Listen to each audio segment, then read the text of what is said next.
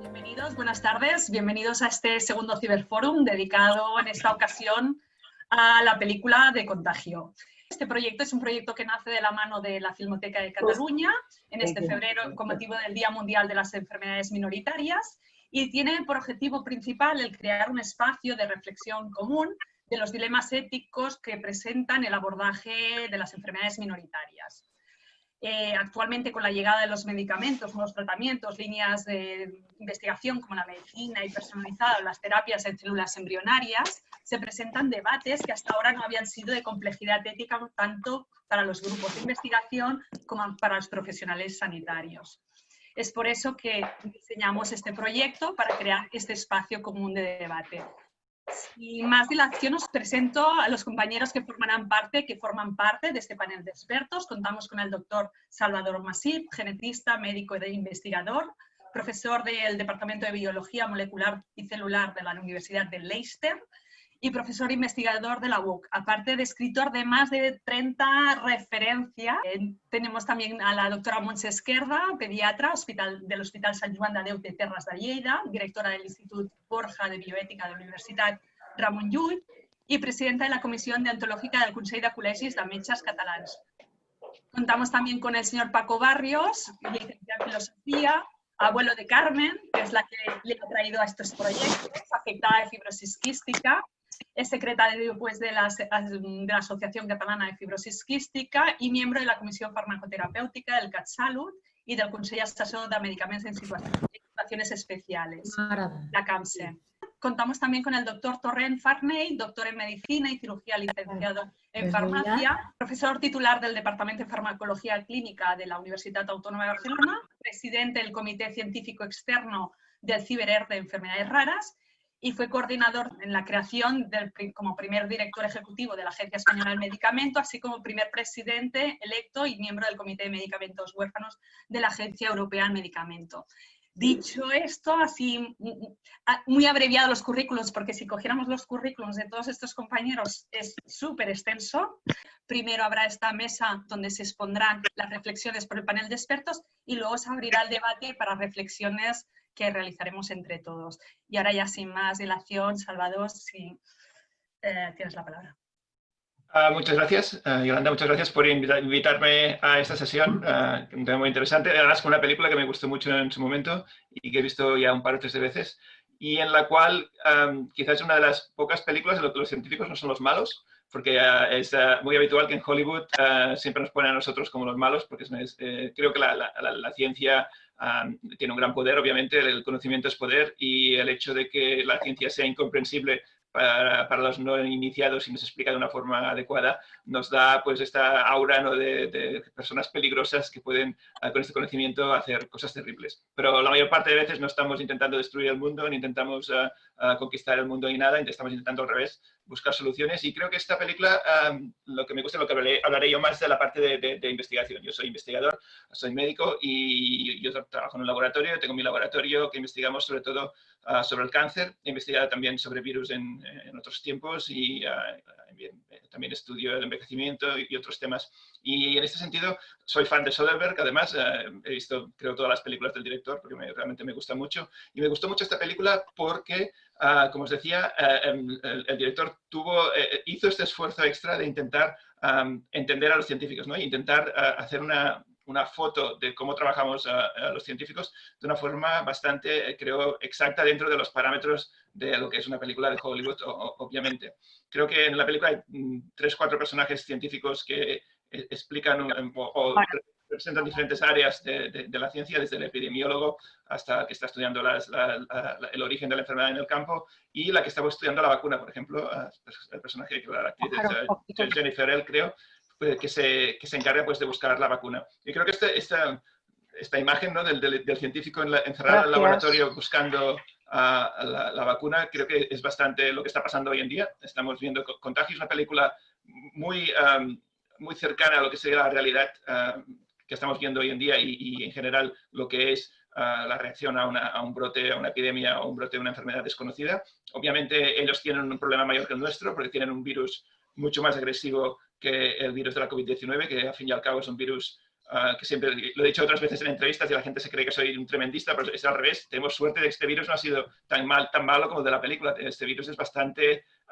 controlable, o por lo menos es un virus que tiene una mortalidad relativamente baja comparado con otros virus que ya conocemos, ¿no? Y el riesgo que sale en la película de que algún día aparezca una pandemia de este tipo existe, es real, y creo que la película Steven Soderbergh ya la rodó con esta idea de poder explicar un poco esta realidad de los virus que la gente quizá no era consciente, y por eso intentó que fuera una película realista. Y yo me quería centrar solo en un punto concreto de la película, en la cual lo que pasa es que la doctora que está trabajando en la vacuna, frustrada por la lentitud de la ciencia, que la ciencia es lenta, pues acaba decidiendo inyectarse la vacuna ella misma, ¿no? Y esto es quizá la parte menos realista, porque no vamos por el mundo inyectándonos cosas, por suerte, y creo que es lo que cuesta cuesta entender hasta qué punto la ciencia tiene que ser lenta, ¿no? Y pasos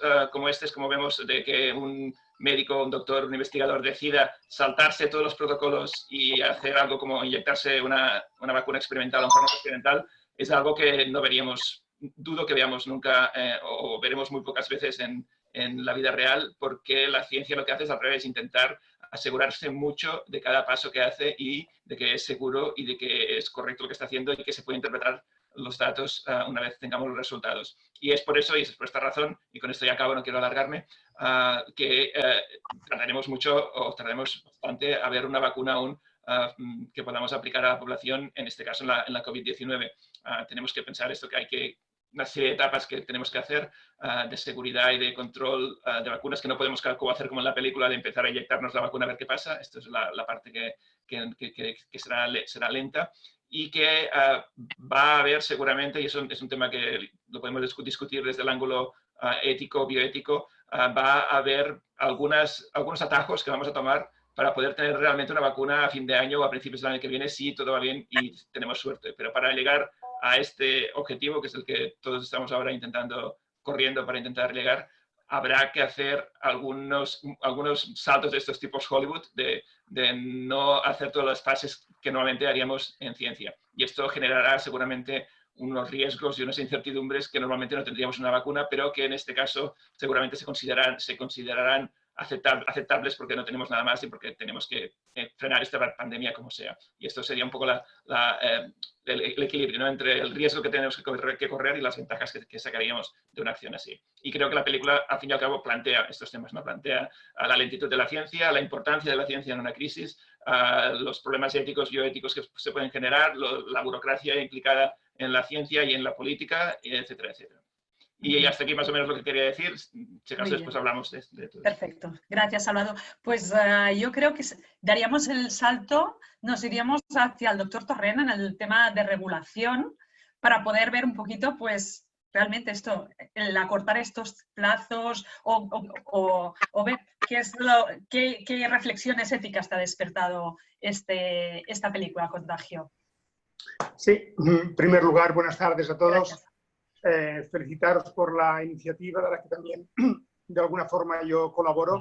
Y he visto también muchísimos amigos y un saludo a todos los que hoy nos acompañan.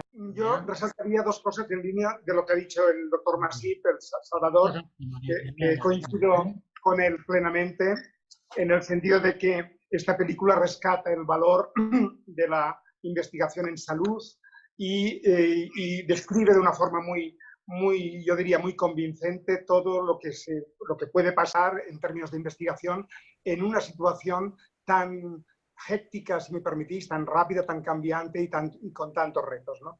También ahí sí que creo que es una licencia de Hollywood, cuando la investigadora decide, pues, harta un poco de esta lentitud y con esta imagen con su padre y este simbolismo, autoministrarse la vacuna, y ciertamente también estaría con Salvador que esto es una mala praxis y desde luego sería en fin, romper un poco el código ético que tenemos, porque los protocolos, aunque sean lentos, hay que respetarlos y hay que buscar alguna forma de conciliar ciencia y tiempos, ¿no?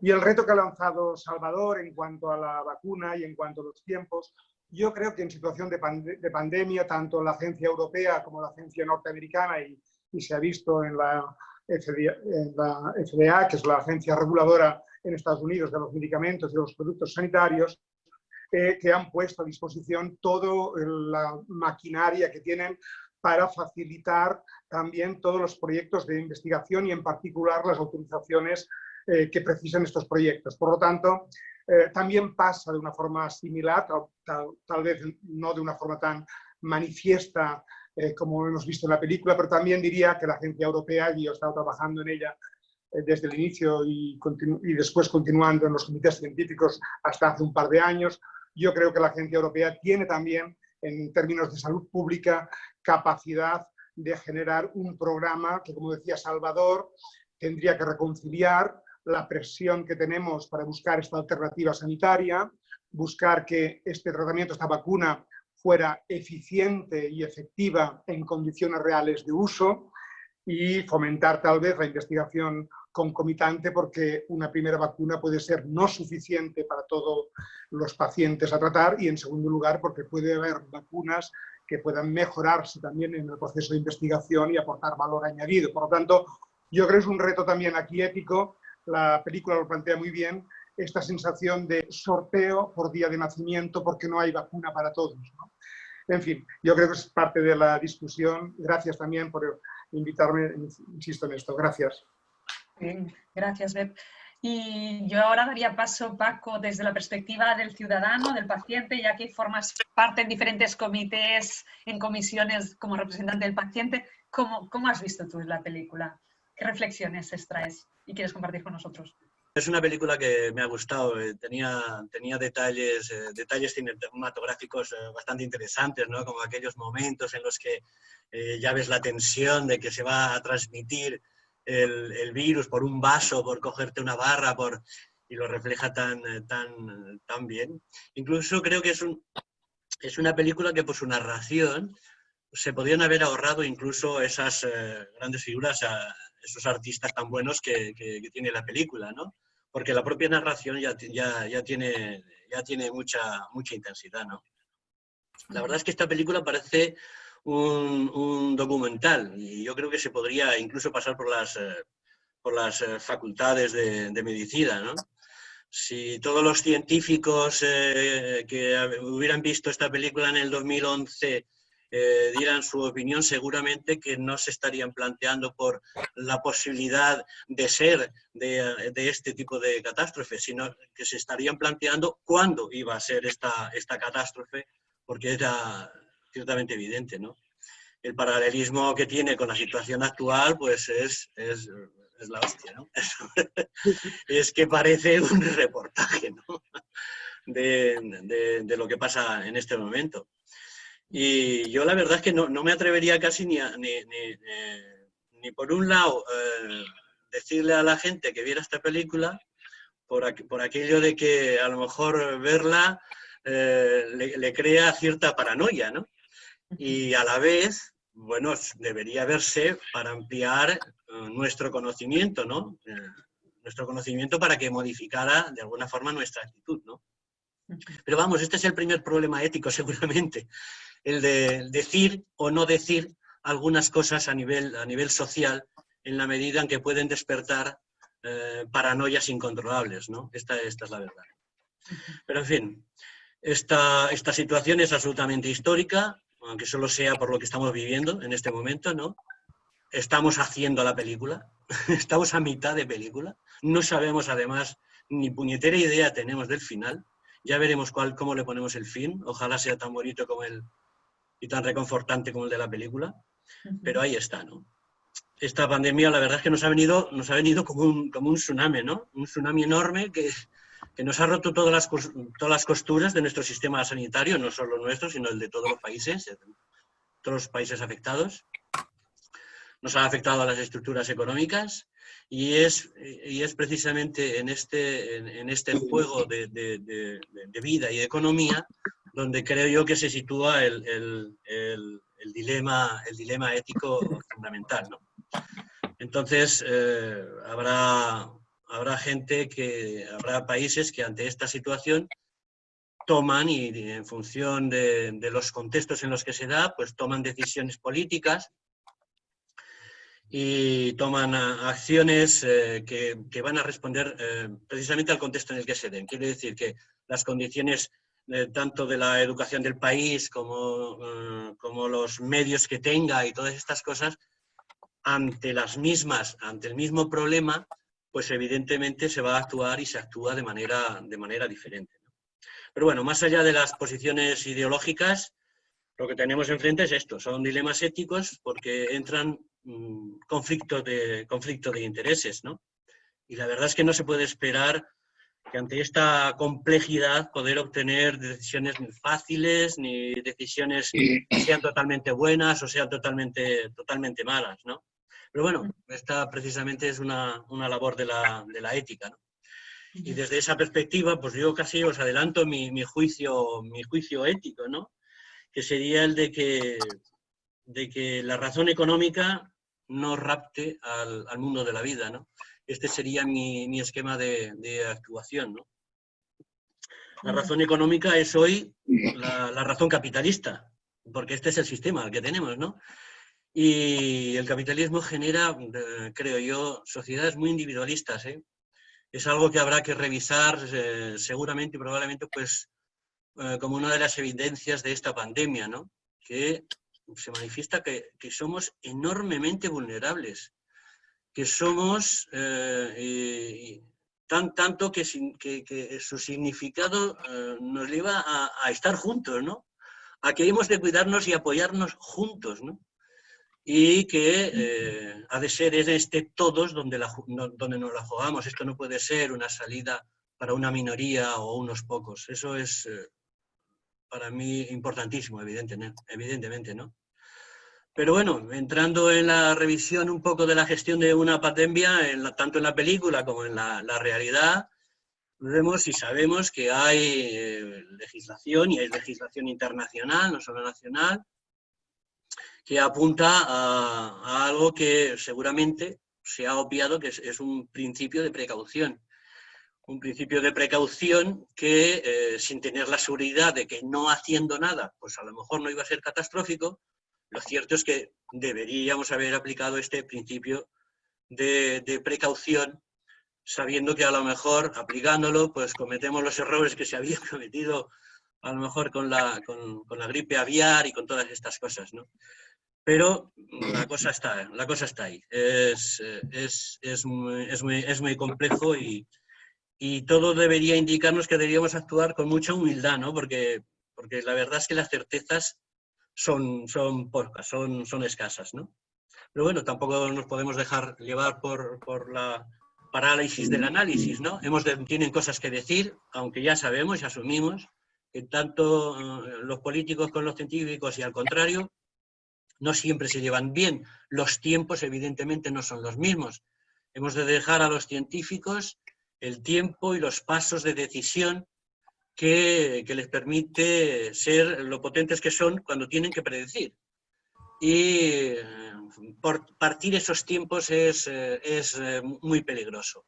Por otra parte, la decisión política es inevitable. Se necesitan decisiones. Se necesitan tomar decisiones de un día para el otro. Lo que no le podemos pedir a los científicos, no le podemos pedir a los científicos de un día para el otro que tengan soluciones.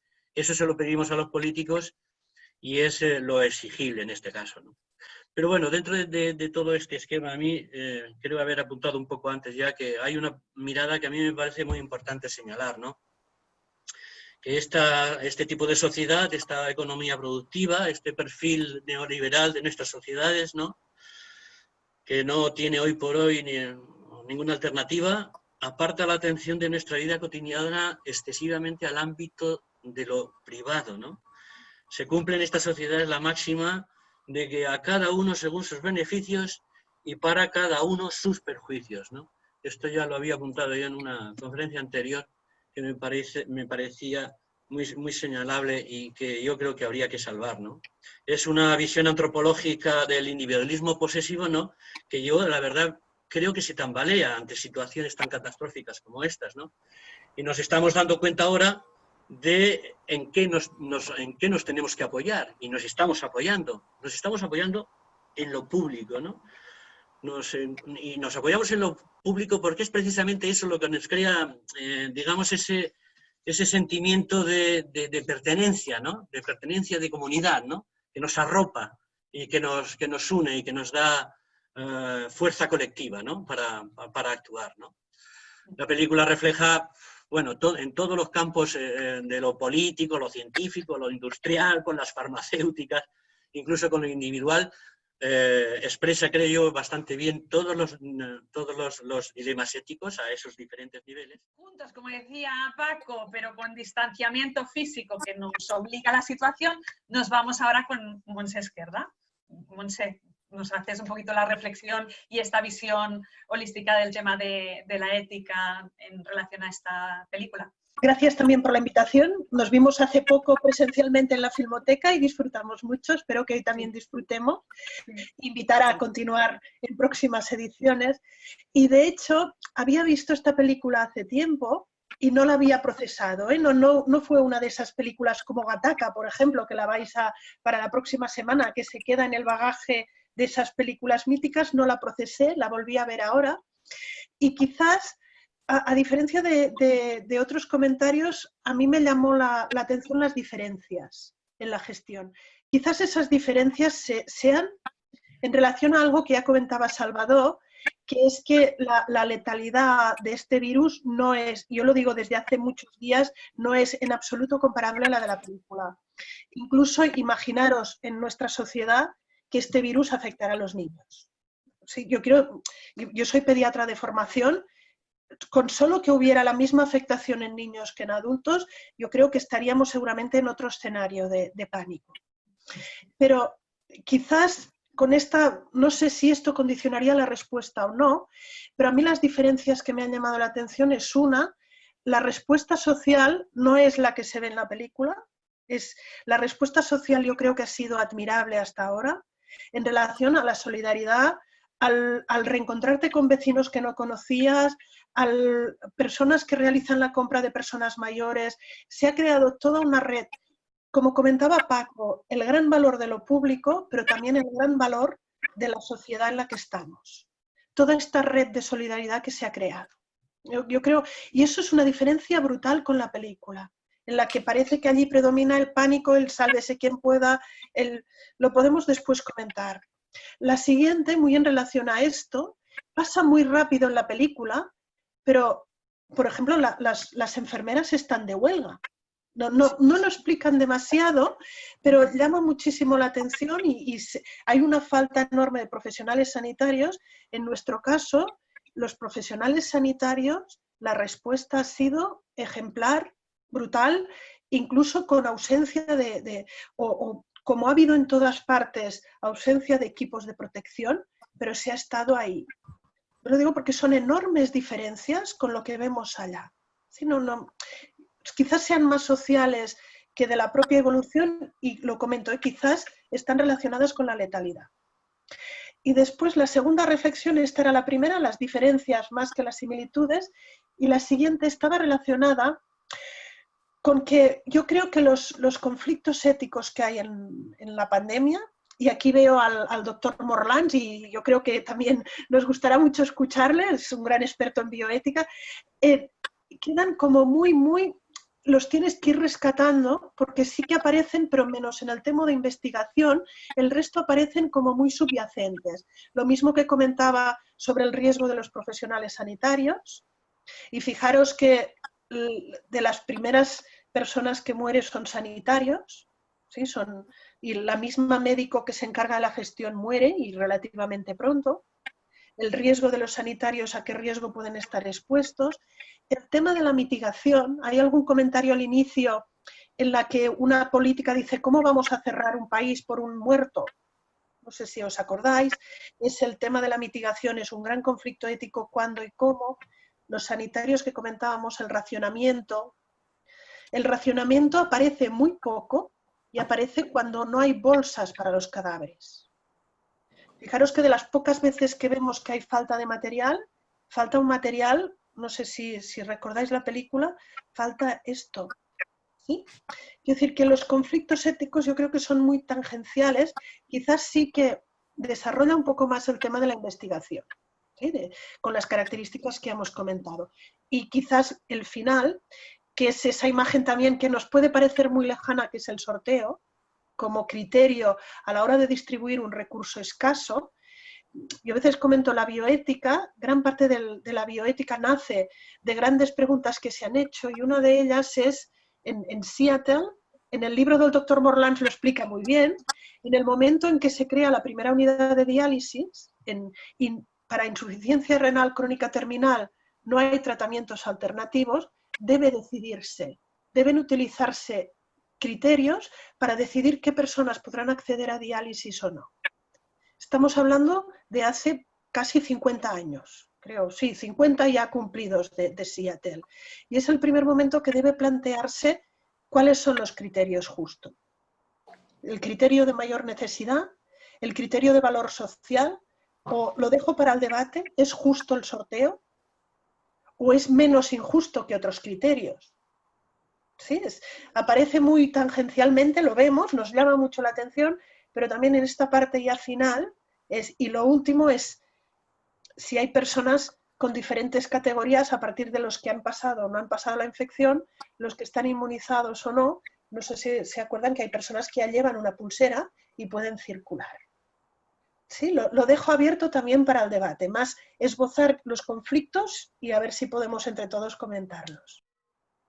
Pues yo creo que podríamos iniciar el debate. Unas reflexiones que me había apuntado, porque yo he vuelto a ver este mediodía la película, porque claro, la vimos antes de preparar toda la documentación y digo, yo no sé si me acuerdo de todos los pequeños detalles, pero claro, la gran diferencia también de que la sociedad se haya comportado tan bien es que en nuestro caso no han cerrado el abastecimiento de comida, o sea, han estado abiertos. Allí, por ejemplo, en un momento en una farmacia, cuando dicen, no, tenemos 25, no me acuerdo si eran 25 o 50 unidades y ya no damos más, empiezan a golpear y a romper toda la farmacia. Esto, pues quizás sí que influye, ¿no?, en el comportamiento de la sociedad. Y luego en el tema de la huelga, a mí también era un tema que me había llamado, ¿no?, cómo era de contrapuesta a la situación. Aquí se habían ofrecido y se habían volcado los trabajadores sanitarios a volcarse en ayudar al máximo, y ahí pues bueno, tenían la huelga que impedía pues que la doctora pudiera ser trasladada adecuadamente. Buenas tardes a todos. Y todo lo que habéis dicho es muy, muy valioso. Yo creo que es un rompecabezas y ayuda. La película, cuando la vi, me impresionó. Yo sí que vi la importancia que tenía. Qué lástima que no pensé que sería, si más no, predictiva, ¿no?, pronóstica de lo que nos pasaría. Esto es la primera reflexión. Pero los cineastas, a partir de lo que pasó con el SARS, lo amplían. Yo creo que está muy bien documentada y muy bien informada. Yo quiero hacer una reflexión que me parece que es importante, no por cómo lo resuelven en la película, sino por lo que hay detrás. Y empezaré, que es el gran problema que hemos tenido, uno de los problemas éticos, hay muchos, ha sido entre la limitación de tratamiento, la priorización de tratamiento y el racionamiento. Y creo que son cosas diferentes que en la práctica se pueden dar conjuntamente, pero que son diferentes. La limitación del tratamiento la hacemos normalmente en función de las posibilidades, de las circunstancias concretas que tiene la persona. Y si se ve que el tratamiento se considera fútil, y aquí podríamos discutir cómo se llega a esta conclusión, se piensa que es mejor no proporcionársele para evitar la obstinación terapéutica y prolongar la agonía. Eso se hace en todas circunstancias. Priorizar hemos visto que es importante. En la priorización no dejas a nadie sin tratamiento, lo que pretendes es ordenarlo en función de criterios. Uno puede ser la gravedad, el otro puede ser, por ejemplo, la capacidad para incorporarse al mundo productivo, y hay varios criterios. Y el tercero, que es el racionamiento. El racionamiento, en sentido estricto, según el diccionario de la lengua, es distribuir raciones o, en caso de escasez, decidir con qué criterios se distribuye el bien escaso en función de la autoridad competente. Que traducido en la práctica es que alguien se queda sin el recurso. Y esto es lo más duro.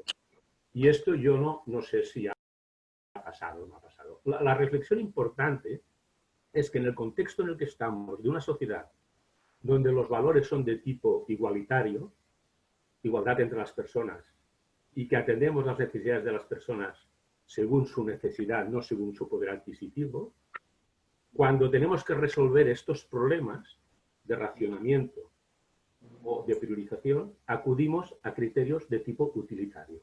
todos los que he visto yo eran de tipo utilitario. Años de vida a ganar, quién tiene más posibilidades de recuperación, etc. Y esto no estamos acostumbrados, esto duele, pero es una respuesta metodológica. El problema está cuando te planteas que pueden haber criterios que no son exclusivamente clínicos, como por ejemplo se ha hablado de priorizar a los sanitarios. ¿Por qué? Porque los necesitamos en primera línea. Este no es un criterio clínico, es un criterio de valor social. Con lo cual llegamos a la conclusión, quizás he ido muy rápido, y es del debate, que los valores para tomar decisiones en contextos de urgencia, es evidente que ahora se tienen que respetar los que buenamente que han elaborado los expertos, pero es la sociedad los que debe ratificarlos porque posiblemente también haya valores no exclusivamente clínicos, sino de valor social. Como esto que he dicho, priorizar en casos de pandemia quiénes son más útiles a la sociedad. No digo que deben ser, lo pongo porque es un ejemplo que no se ha contemplado, que se ha dicho, pero en los criterios de ingreso en las UCIs y de racionamiento, que yo sepa, no aparecía. No sé si en la práctica se ha hecho. Y acabo con una reflexión que me ha interesado mucho, que es el azar. No es que no haya vacunas, es que pueden tardar un año en vacunar, con lo cual el que está vacunado puede hacer una vida más tranquila que el que va a tardar un año. Yo entiendo que vacunas va a haber. Es curioso porque en la práctica este sistema del azar no se ha utilizado, pero en ejercicios académicos sí, entre personas que esperan un trasplante de un órgano que cumplen los mismos criterios clínicos y de histocompatibilidad, se ha preguntado a sus cuidadores, a sus médicos, qué criterio se debía utilizar primero, si el orden de llegada, la lista de espera, o el azar. Los profesionales médicos se han escandalizado que se propusiera el azar. Entre los que esperaban ha salido beneficiado el azar. Esto sirve para poner en efecto que detrás del criterio de la lista de espera no hay ninguna filosofía moral detrás. Es la lista de las colas. En los desastres, ¿quién se lleva la comida? El que llega primero y es más fuerte.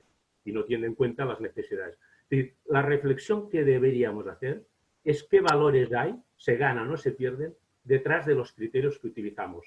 Que la mayoría son clínicos, pero mi reflexión es que deberíamos ampliarlos, cuando pase esto, si es que pasa, con valores de tipo social, que yo creo que han salido, han emergido, pero a la hora de decidir no se han utilizado. Perdonad la reflexión, pero es lo que me pedía el cuerpo. También una final, si acabamos de esta crisis con la idea que necesitamos más camas de cuidados intensivos, no hemos entendido nada, dejad que lo diga. Exacto. Esto se mitiga en la calle con el comportamiento. Me ha gustado mucho las intervenciones que han puesto el acento en la respuesta de la comunidad. Yo estos días estoy lleno de pequeñas anécdotas con gente que no conozco que yo elevaría a la categoría, de comportamiento responsable de la gente del barrio que yo vivo aquí cerca de Valladolid. Y acabo, me ha alargado mucho. Gracias por escucharme. Y este es un tema para discutir. Muchas gracias, Marius. Me está pidiendo, Manel, de esclerodermia, ¿me estás pidiendo participar? Yo soy, como bien dices, un enfermo de esclerodermia. Y lo primero que quiero es agradecer a todo lo que es el personal sanitario. Tanto ahora que está actuando, diría que provengo de Andalucía y me van a salir más de una expresión que quizás a vosotros os suene un poquito rara. Yo diría que cojonudamente, ¿no? El caso es que ahora es porque hay una pandemia y se tiene que actuar, como bien ha dicho el señor Borlans, se tiene que actuar muy rápidamente y se tiene que hacer las cosas muy rápidamente. Se tiene que actuar a veces con unos criterios que igual no son los adecuados, o igual sí, pero que se actúa, que no se queda parado nadie, afortunadamente. La investigación que el señor Masip hace, a mí en cierta forma me ha salvado la vida, porque que yo sepa soy uno de los pocos autotrasplantados de médula ósea que hay en España por la enfermedad de esclerodermia. Quienes me conocen de antes, como es por ejemplo Mercé o como Pera de Cabella, que también está por aquí en el grupo ahora, quienes me conocen de antes sabían que yo, mis manos, esto que estoy haciendo ahora, era imposible. Y es gracias a que hubo una serie de personas que investigaron y que hicieron posible el que a un hombre mayor como soy yo llegaran a hacerle un tratamiento sin pasar por ese periodo por ese te toca o no te toca, sino simplemente te lo oferto o no te lo oferto. Muy bien, gracias Manel por tu testimonio y por tu reflexión. No sé, a ver si tenemos alguna pregunta más. Cristina, que em sembla que demanaves pas tu. Hola, buenas tardes. A ver, mi reflexión sería un poco, cuando he visto la película, esta vez, ya la vi cuando la estrenaron, me he sentido como si ya tuviera un doctorado en epidemias o en pandemias, ¿no?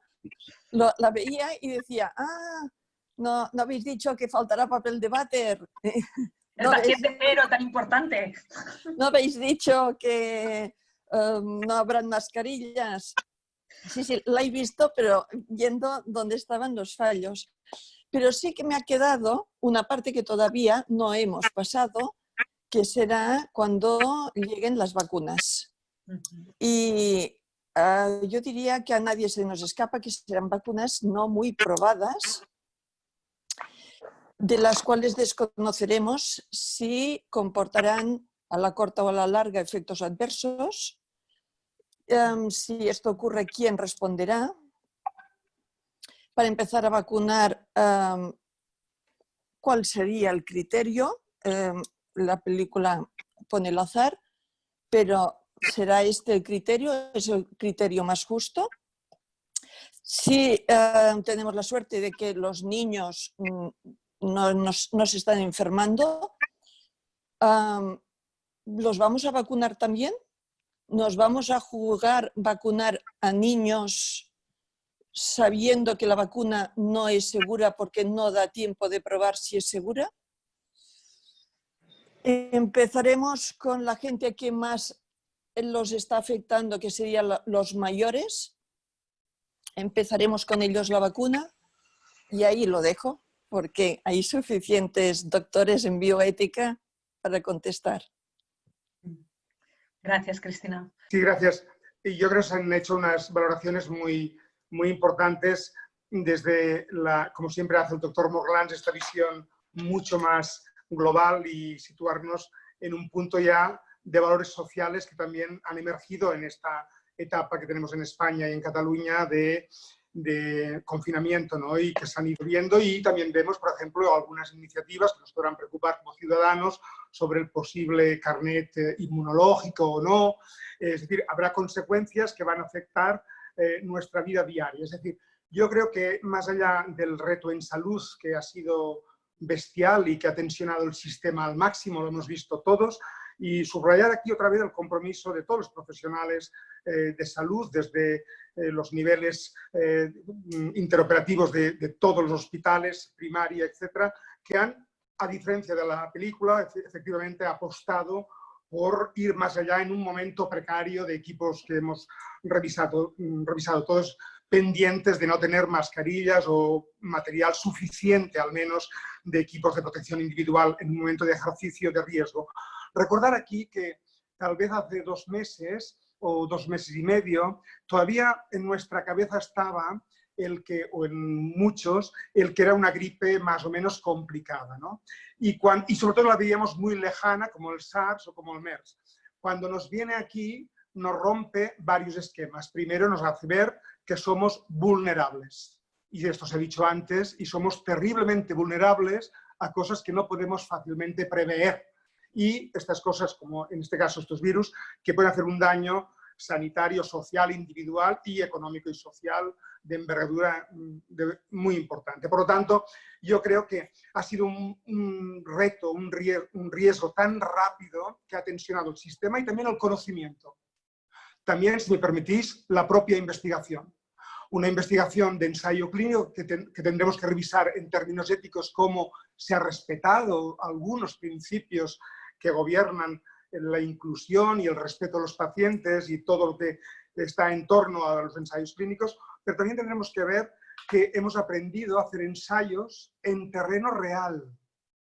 Que esto, para la investigación, cuando hablamos de la vacuna, tardamos en hacer un ensayo clínico casi un año en prepararlo, un año y medio en hacerlo, y aquí se han hecho ensayos, como hemos visto en la película, ¿no? En el crono, que en el día 160 ya tenían la vacuna prácticamente disponible. Aquí se han hecho muchísimas propuestas en este sentido, y yo creo que al final de este proceso nos van a quedar muchas incertezas, con mucho impacto social. Quiero recordar aquí un documento que publicó en los periódicos hace ya un mes la profesora Marina Garcés, filósofa y también experta en bioética, que sugería un poco el impacto en los derechos sociales, en la propia democracia, que nos hará reflexionar a todos, que va mucho más allá de, como decía muy bien el doctor Morlans, que si lo que hemos entendido es comprar más mascarillas, comprar más ventiladores y poner 500 camas más y nos quedamos como esto no es la solución de nada, ¿no? Sería malentender los recursos. Por lo tanto, yo creo que en el debate de la vacuna que va a venir, y han salido, y esto lo comentaba muy bien antes también Paco en su intervención, estos lobbies, ¿no? Estos lobbies que se hacen entre... Por ejemplo, en la película sale también el lobby del freelance, del periodista, que defiende pues, una alternativa no homologada, en este caso una terapia casi homeopática, y que amenaza con que sus 12 millones de seguidores, pues de alguna manera no tomaría la vacuna, aunque esta estuviera recomendada por los sistemas de salud. Yo aquí en las vacunas está el doctor Masips, que igual nos puede dar mucha más información. Yo creo que van a llegar, tenemos más de 60 vacunas en investigación, no sabemos cómo va a ser la primera o la segunda, las preguntas de a qué grupos la vacuna va a poder proteger más, veremos la investigación que nos dice, veremos cómo se podrá utilizar esta vacuna. Y después va a haber el debate del acceso y de la equidad con criterios, con priorización y sobre todo, yo creo que al final esto tiene que ser transparente. La sociedad tiene que saber explicar por qué lo tomamos y por qué haremos unos criterios que hará, como decía antes el doctor Morlans, que uno hay que esperarse más con un riesgo, porque si no hay vacuna quiere decir que va a haber coronavirus por tiempo y por tanto va a haber un riesgo adicional. Y esto tenemos que explicarlo una y mil veces.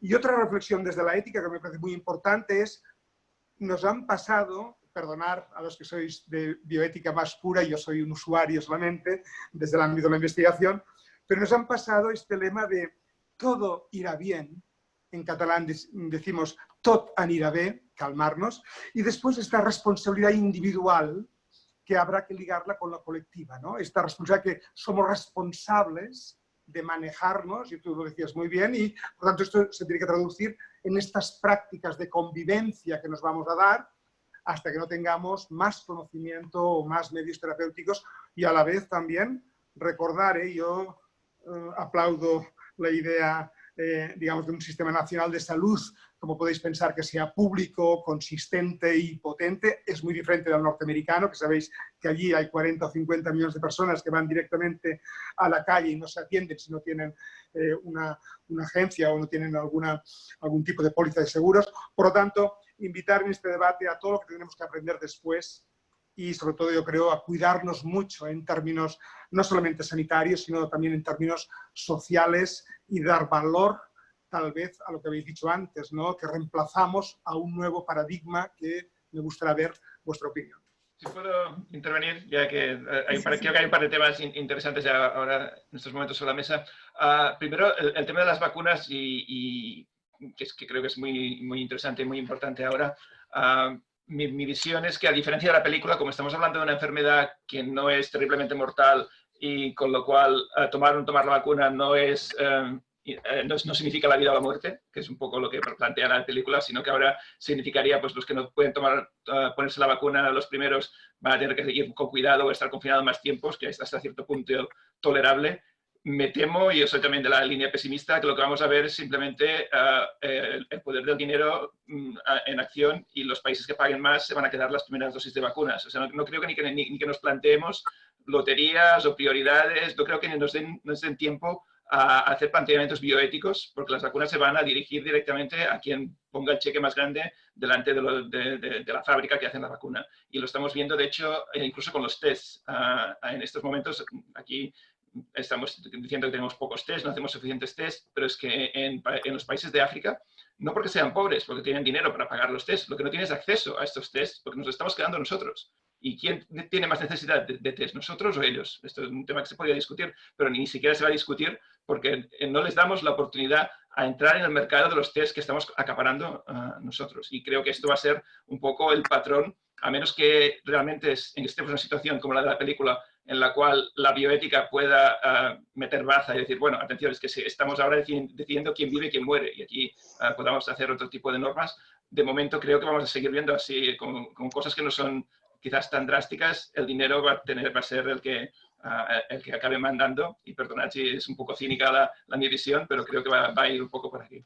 Y la segunda consideración, que creo que es un tema muy interesante, sobre la ética o el hecho que estaremos dejando un poco de lado la ética y la seguridad científica para poder conseguir una vacuna más rápido, y nos saltaremos pasos y acabaremos dando un fármaco o una vacuna que quizás en condiciones normales no daríamos porque no tiene las condiciones de seguridad mínimas que necesitaríamos saber antes de dar una vacuna. Creo que este problema ya está pasando ahora. En estos momentos estamos dando la cloroquina en los hospitales de nuestro país sin tener ni idea de lo que hace la cloroquina. Hay países que no la están dando simplemente por eso, porque no hay estudios en estos momentos fiables que digan que la cloroquina funciona. Y si estáis viendo, si conocéis a alguien que ha estado en un hospital o trabajáis en un hospital o estáis leyendo los periódicos, veréis que el tratamiento de elección es la hidroxicloroquina cuando entras en un hospital. Y aquí nos hemos saltado toda la investigación científica y toda la ética y todas las bases lógicas de la investigación de cualquier fármaco. Hay investigaciones en marcha en estos momentos para saber si la hidroxicloroquina funciona o no, pero todo se basa en unos artículos que un científico francés ha publicado hace un tiempo, que son de los peores artículos que puedes leer desde el punto de vista científico, que tienen muy poca base o no suficiente base para que todo un país o todo un continente esté basando sus tratamientos en estas afirmaciones. Con lo cual, el tema ético creo que ya ahora nos lo hemos saltado en favor de hacer algo, ¿no? Que es un poco la justificación que dicen los médicos. Cuando te llega un enfermo y ves que se te va a morir y no sabes qué hacer, pues le das cualquier cosa. Y esto, desde un punto de vista bioética, creo que es interesante. Desde el punto de vista científico, abogaríamos, si acaso, por lo contrario, no dar algo hasta no estar seguros de que no va a hacer más daño que bien. Sí, Salvador, me agrada mucho que hayas también comparado un poco la incerteza que podemos tener en conocer el efecto que tendrán las vacunas y las condiciones que podremos esperar de ellas. En cuanto a la seguridad, yo creo que las vacunas son siempre bioproductos muy complejos de analizar, pero las agencias, en particular la Agencia Europea, sí que tiene un panel de expertos, un sistema de vigilancia intensivo, pero ciertamente nos vamos a encontrar con vacunas que podrán entrar en diferentes tiempos y que habrá que hacer, por tanto, aquí una reflexión más general. Sí que en la práctica de uso, la cloroquina u otros antibióticos y otros productos se han utilizado sin tener ninguna evidencia. Yo creo que esto tal vez es legítimo en una, no sé, en términos bioéticos, en una condición dura de guerrilla sanitaria, pero ciertamente, como ha dicho Salvador, nos hemos comido toda la metodología entera. Es decir, hoy por hoy, a pesar de que en España ha habido tantos tratamientos de miles de pacientes, con una forma empírica, hoy por hoy, compañeros, ya lamento decirlo, no tenemos evidencia científica de casi ninguno de ellos. Y por lo tanto, todos son publicaciones enormes. Hay alguna evidencia más sólida que está llegando en estos momentos, pero son publicaciones, como decía El Salvador, que tienen limitaciones muy importantes porque se ha hecho un esfuerzo para que se publicara todo, pero desde luego sin esta consideración. Por lo tanto, ahí también tendremos una lección que aprender desde el punto de vista de qué hacemos en la investigación clínica, cómo rescatamos medicamentos que ya tenemos que podrían ser útiles y bajo qué condiciones cuando los tenemos disponibles. Y esto liga con el control que ha hecho la Agencia Española de estos medicamentos para evitar desabastecimientos. También yo creo que es importante recordar que al final lo que está funcionando en ciertas condiciones más agudas, en críticos, hemos roto algunos paradigmas, por ejemplo, utilizar corticoides en pacientes que tienen una infección vírica, cosa que en principio casi nos cuesta aceptarlo así. Y hemos visto que en los pacientes críticos con distrés respiratorio importante, medicamentos clave como la heparina o como la ventilación mecánica asistida, por supuesto, y estas terapias que hemos comentado, han ayudado enormemente a salir los pacientes. Por lo tanto, tenemos una lección aquí que aprender de dar valor y de investigar tal vez con más tino, ¿no? Porque hacer investigaciones sueltas, se han hecho muchos proyectos que han salido del Oriol Michaki en Cataluña y de los compañeros de Canruti, que lideran respuestas muy concretas a estas preguntas que nos hemos hecho. Pero fijarse que esto nos llega ya un poco tarde, cuando ya hemos tenido la evidencia de uso masiva de estos medicamentos por un uso compasivo que se ha hecho no individual, sino poblacional. Es decir, un uso compasivo que permite tratar, sin que esté autorizado un medicamento, a miles de pacientes sin que se genere una evidencia que después ayude directamente a darle más valor. Por tanto, aquí hay muchas lecciones que aprender también de nuestro lado. Quería añadir dos reflexiones. Una es con lo que ha iniciado Cristina y han respuesto Salvador y Josep. Yo creo, me da la sensación, hay un libro de psicología que es Pensar lento, pensar rápido, de Kahneman. No sé si lo conocen, es un libro de divulgación prácticamente en que habla de las diferentes maneras en que pensamos, y la sensación que tengo es que ahora se ha hecho la investigación o se ha dado respuesta con el pensar rápido. El pensamiento rápido tiene un gran riesgo de sesgos cognitivos. ¿Sí? Con lo que es uno de los grandes libros de referencia, Pensar lento, pensar rápido. Yo creo que ahora hace falta la fase de pensar lento, de ver si realmente hay que obviar o remodelar alguna de las fases establecidas en la investigación o no, y cuál es la parte que debemos rescatar. Pero mi sensación es que en este caos que, de hecho, en la película es claramente, pero en la realidad también, que es la pandemia, hemos hecho estrategias de pensar rápido y estas estrategias tienen muchísimos sesgos.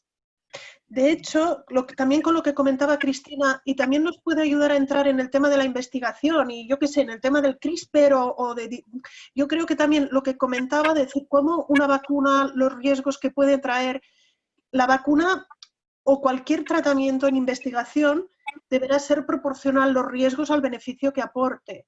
Claro. Nos podremos encontrar, y muchos de vosotros, Manel lo ha comentado en cierta manera en vuestro ámbito, que se asume un riesgo muy elevado en investigación, pero porque realmente no hay alternativa. Con lo que en esta situación difícilmente la vacuna será justificable porque, no queramos o no, no están en una situación de riesgo elevado. Ya tenemos países que han conseguido controlar, teóricamente China ha controlado la pandemia. ¿Sí? Ya veremos cómo continúa, ya veremos si...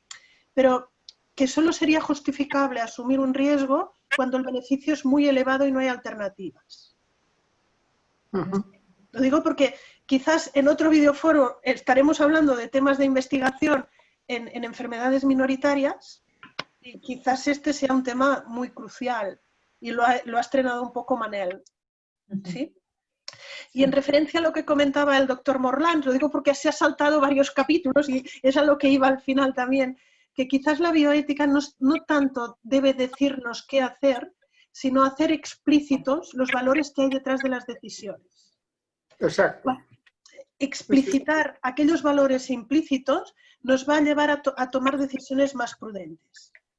Yo creo que la bioética nos aporta la explicitación de valores, el método, que es la deliberación, que nos va a ayudar a tomar cursos prudenciales. Yo si una palabra la ligo con bioética es prudencia. No es lo óptimo, lo mejor, es qué es lo prudente. La doctora Pampus me hace señales. Hola, buenas tardes a todos.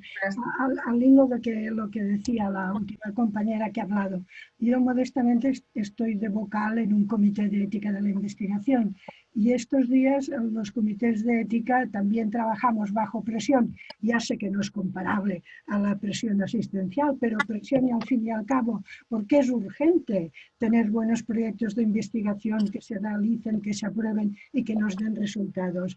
Y entonces, bueno, que sepáis que dentro de esta presión, pues que por ejemplo la Red Europea de Comités de Ética o el Comité de Bioética de España o incluso la Agencia Española de Protección de Datos nos suministran documentos de soporte pues, para que no corramos en tomar decisiones rápidas, que tengamos en cuenta lo valioso que va a ser el uso secundario de datos de salud y lo valiosísimas que van a ser las muestras para la investigación, que no perdamos de vista los derechos humanos ni liquidemos los derechos a la intimidad, que velemos por los consentimientos informados que se tienen que tomar a veces en circunstancias muy difíciles para el participante y que, como siempre, pues velemos por este equilibrio de riesgos-beneficios y por proteger la dignidad, derechos, seguridad y bienestar de los participantes y pacientes y de los voluntarios sanos.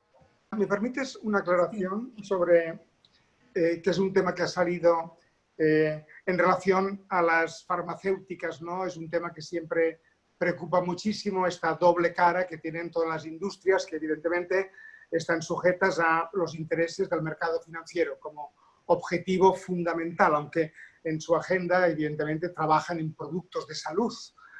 Y por lo tanto quiere decir que investigan para nuestra salud y nos proporcionan medicamentos y ellos tienen la responsabilidad de producirlos y de garantizar también una distribución, etcétera, y de hacer una política accesible.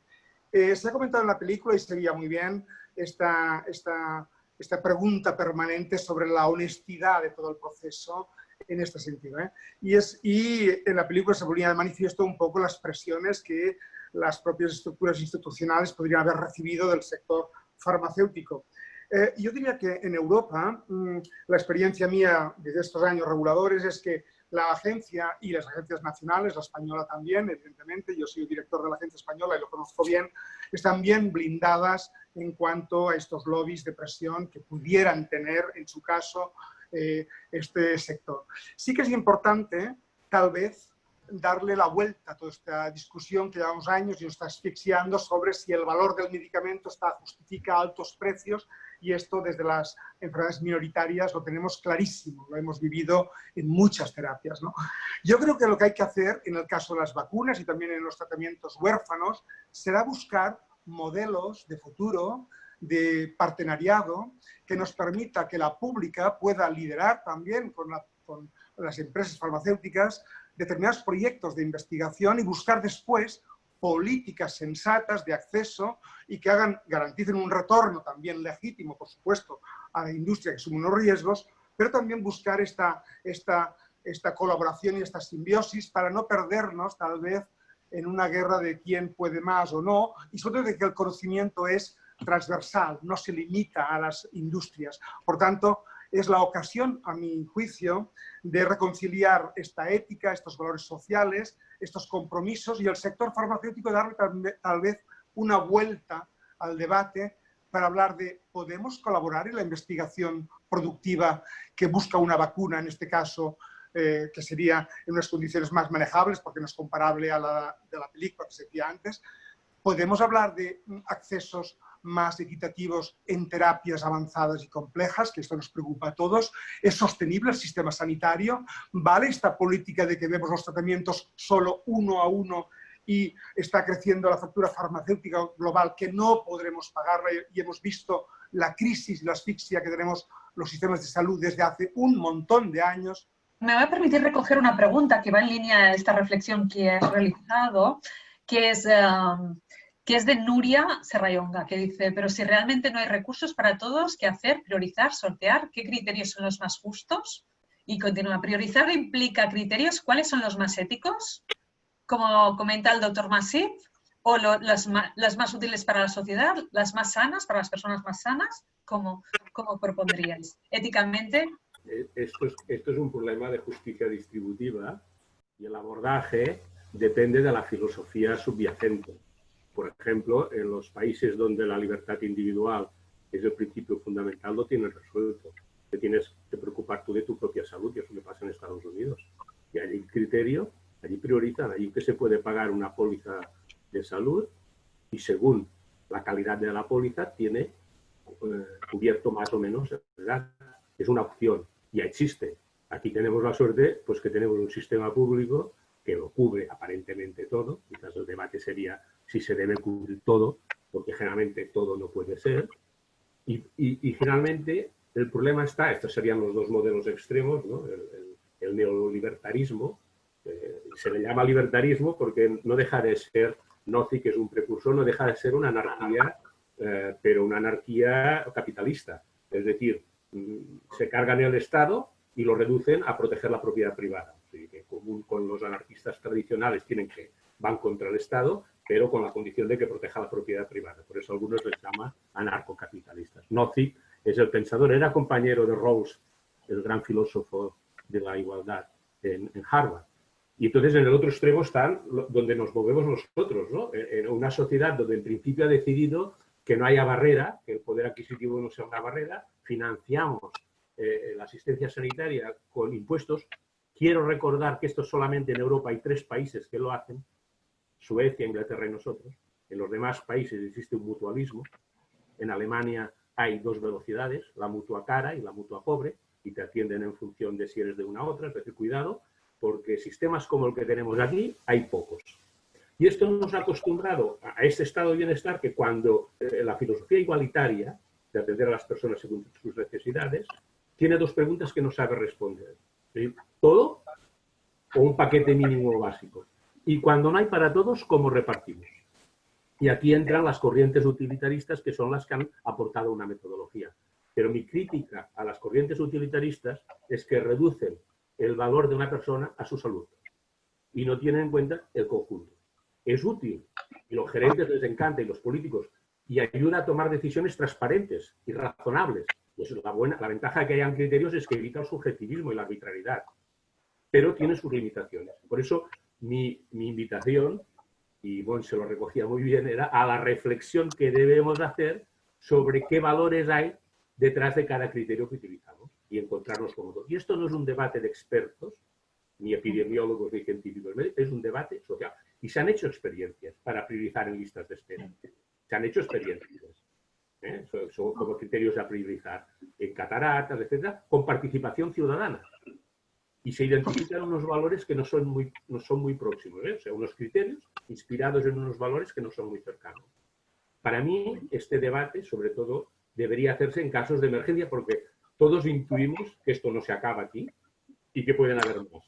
Y, por tanto, haríamos bien en todos esos protocolos que han salido, insisto, tienen un sesgo muy clínico, trasladarlos a la sociedad y debatirlos y tenerlos preparados y saber un poco que el profesional cuenta con el respaldo social cuando aplica aquellos criterios. Consensuar, o sea, tener criterios evita la arbitrariedad, tiene la ventaja que facilita la transparencia, puede rendir cuentas y si las cosas no van bien se cambian. Para mí sería un poco el futuro que nos espera en cuanto a prioridad, porque siempre priorizamos, ¿eh? Siempre. Y para Quizás, todos, pensar que hay para todos, no lo sé. Sí. Quizás para completar lo que comentaba el doctor Morlans, yo creo que no necesariamente se prioriza solo en pandemia, estamos priorizando continuamente un recurso escaso como es el presupuesto de salud. Quiero decir que quizás sería este el momento, yo tengo ya una lista de debates pendientes que ya eran debates anteriores, pero no habían llegado a ser públicos, pero que son imprescindibles y con la pandemia han aflorado. Y este es uno. La priorización más clara, por ejemplo, es en trasplantes, pero es que cualquier presupuesto de salud tiene una priorización. Sí. ¿Qué financiamos y cómo y por qué? Es los criterios que hay detrás. Lo que pasa es que ahora, en una situación, lo que comentaba antes, rápida, es un recurso muy concreto que se ha debido, sí, pero que normalmente las priorizaciones ya existen. Debates pendientes que afloran, este es uno. El otro, yo creo que también es un debate que como sociedad lo habíamos olvidado, que es el de final de vida. Y las adecuaciones de esfuerzo terapéutico en final de vida, que no son priorizaciones. sino es simplemente saber parar cuando llega un momento. Otro es el papel de las profesiones sanitarias en el nuevo contexto. Sí, el contrato social implícito de las profesiones sanitarias. Yo creo que lo comentaba antes Pere, los profesionales han seguido funcionando como una forma de ser de antes, quiero decir que más en este sentido supererogatoria, quiero decir que hacen más de aquello que es contractual, lo supererogatorio, y es que ¿qué dan a cambio o qué reciben a cambio? ¿Sí? Son grandes debates pendientes que ya estaban antes de la pandemia. Al hilo de la transparencia en este tipo de procesos, ¿no? Me había hecho reflexionar el tema de la participación precisamente de los pacientes, que es lo que ahora estamos potenciando desde hace algún tiempo, ¿no? Esta participación como pacientes añade al sistema pues una capacidad deliberativa y de participación y de transparencia, que en este proceso pues, sería interesante saber en qué medida podríamos participar y a qué nivel poder participar como pacientes, ya que el compromiso de la sociedad respecto a las decisiones que se tomen en cuanto a hacer más o menos justicia o hacer priorización de los temas o la investigación, en la cuestión de la investigación, estamos intentando participar en la medida en que sea exigible, y creo que lo es, evidentemente, el primero y más que nada, seguridad. La semana pasada hablábamos de que lo primero es no hacer daño, y era interesante el tema. Primero no hacer daño, y luego ya veremos la utilidad. Pero sí, sería exigible la participación de los pacientes a cualquier nivel, en la medida en que pueden aportar esa necesaria visión social que tal vez alejada de la técnica permite una visión más ponderada y equilibrada a la hora de tomar este tipo de decisiones. Me parece importante. Voy a lanzar unas reflexiones que nos hacen llegar. ¿Cómo abordaremos el estigma y discriminación que provocará establecer diferencias entre infectados y no infectados? Pasaporte inmunitario. Y luego, bueno, ¿qué lectura bioética hay detrás de las palabras que utilizamos? ¿Por qué se ha hablado de distancia social y por qué se habla ahora de distancia física? ¿Provoca nuestro lenguaje estigmación de los cuerpos? Yo me adelanto a decir que cualquier identidad, en este caso sanitaria y tal, atenta contra un principio que me parece fundamental, que es el de la igualdad, ¿no? Toda estigmatización en este tipo de procesos a mí me parecen terribles y por lo tanto yo me manifiesto claramente en contra de ese tipo de actuaciones. Yo no opinaré, solamente constataré un hecho. En la SEAD ya lo han aplicado. O sea, van a trabajar los que no han hecho los test. No voy a cuestionar que se hagan test a los trabajadores. Aquí sería otro debate. Los profesionales sanitarios son necesarios, pero también hay sectores productivos de bienes que deben ser necesarios y hay que saberlo equilibrar. Eso que decíamos de decisiones ponderadas y equilibradas. Es el gran obstáculo que han tenido los políticos. Tenían la información sobre la salud, pero sabían que cualquier decisión repercutiría en la economía. Y esto pues, ha llevado a un debate y a un equilibrio. En la SEAT han empezado a trabajar, dejando trabajar solo aquellos que tenían garantías de que estaban inmunizados, no eran portadores del virus. Lo podemos discutir, lo digo porque ya pasa. Y entonces, esto volvemos a lo mismo. En principio, estoy de acuerdo con Paco, sobre todo porque afecta a una cosa íntima, es tu estado de salud y te discriminan por tu estado de salud, pero en condiciones excepcionales tú puedes renunciar o comunicarlo a personas interesadas. Pondré un ejemplo. En Vallebrón, no me importa consultarlo, se pidió al Servicio de Salud Pública de Vallebrón, de epidemiología, si podían dar las listas de las personas que se habían vacunado contra la gripe, con la idea de que estas personas serían las que irían a las unidades donde había pacientes de mayor riesgo. Nos consultaron el Comité de Dirección y el Servicio de Medicina Preventiva si eso era ético o no. ¿Qué respuesta dimos nosotros? Pues que en las unidades pertinentes preguntaron a los profesionales que voluntariamente comunicaran de forma confidencial a los que debían organizar el servicio su estado inmunológico. Esto creo que preservaba la confidencialidad no imponías nada y era voluntario. Se pueden llegar a este tipo de acuerdos, ¿eh? Pero siempre que no sean impositivos. El gran debate que nos hemos comido es que aquí nos han obligado, o sea, se han cargado nuestra libertad individual, ¿eh? En otros países no. Con la excusa, que yo no comparto, que los latinos no estamos preparados. Mire, los latinos que vivimos bajo la dictadura quizás no, pero mis hijos, los cuarentones, son muy responsables. Es una sociedad individualista, ¿de acuerdo? Pero el individualismo comporta un elevado grado de responsabilidad individual. Yo soy un crítico de los valores individualistas, pero por contrapartida, en las sociedades individualistas, el grado de responsabilidad individual es muy elevado. Por tanto, yo cuestiono la mayor. Creo que si se hubieran dado recomendaciones, se hubieran seguido. Y aquí en Cataluña se empezaron a tomar decisiones y la gente tomó precauciones antes de que se declarara el estado de alarma. Lo dejo ahí porque este es el gran debate y lo hemos hablado, ¿eh? Nos han suspendido derechos fundamentales, todos nos hemos cuadrado delante de la hacía tiempo que no nos cuadrábamos delante de la autoridad militar correspondiente y solamente nos ha faltado algunos himnos patrióticos para acabarlo de enredar, ¿eh? Perdonad el tono irónico, pero es que es de traca y mucador, ¿eh? Y este es el debate que nosotros ya lo hemos asumido. A mí me preocupa que no haya salido, lo digo ahora porque es relevante, ¿eh?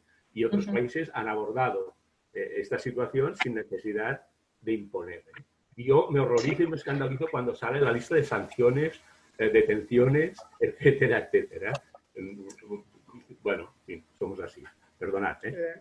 Tal vez, no sé si está Salvador o se ha ido Salvador, pero en este debate del pasaporte, igual para los expertos de bioética, este debate sobre el pasaporte inmunológico, a mí me parece, de entrada, yo estoy con Paco, esta sensación de que nos están, de alguna manera, entrando por todas partes sin saber muy bien, pero yo pienso que lo que habrá que pensar, ¿tiene sentido hacer un pasaporte en estos momentos de estas características cuando no tenemos una vacuna y que hoy que tengas un test negativo, por ejemplo, en el PCR, no significa que en 2 semanas o en 3 semanas no pudieras tenerlo?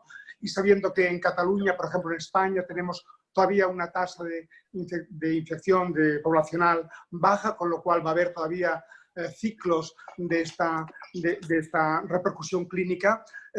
Es sorprendente que hablemos de un pasaporte de este tipo cuando la vacuna no está disponible, tardaremos igual 1 año, y cuando a nivel de pruebas ni se hacen de una forma eficiente todavía, y en cualquier caso exigiría no solamente hacerte la prueba una vez, sino repetirla de forma cotidiana si quieres preservar en el caso de que no hayas desarrollado la enfermedad.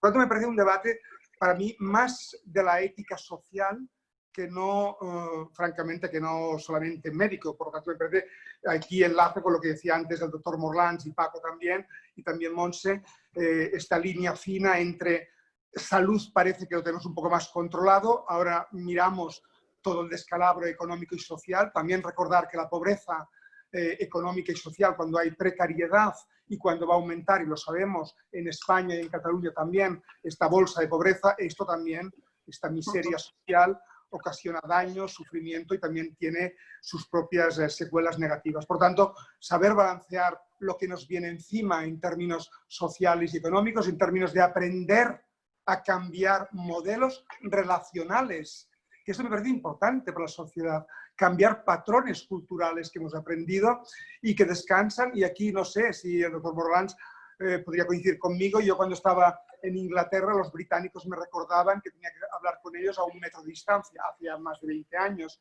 Aquí los latinos somos más gregarios, ¿no? Cambiar estos patrones de conducta también forma parte de estas lecciones que tenemos que aprender, ¿no? Quizás para balancear un poco, lo digo por lo que he comentado antes de explicitar los valores. Quizás acabemos como Paco diciendo el pasaporte inmunitario no lo podemos considerar ético, pero primero explicitar los valores. De hecho, yo la primera reflexión es técnica. Yo creo que, como comentaba Josep, no tenemos en este momento ni test con suficiente fiabilidad y validez para decir que uno ha pasado la infección y ya tiene inmunidad. Desconocemos muchísimas cosas acerca de la COVID y una de ellas es cuánto dura la inmunidad, si dura con lo del mismo pasaporte puede ser en sí un riesgo porque puede dar una falsa sensación de seguridad. Esto ya es un valor. Estamos ante una situación que damos como buena, como quien ha pasado, y me refiero a test serológicos, ¿eh? El quien ha pasado y es IgG positivo, no sabemos qué valor tiene esto. ¿Sí? Es la primera. La segunda, hay un riesgo clarísimo de estigma.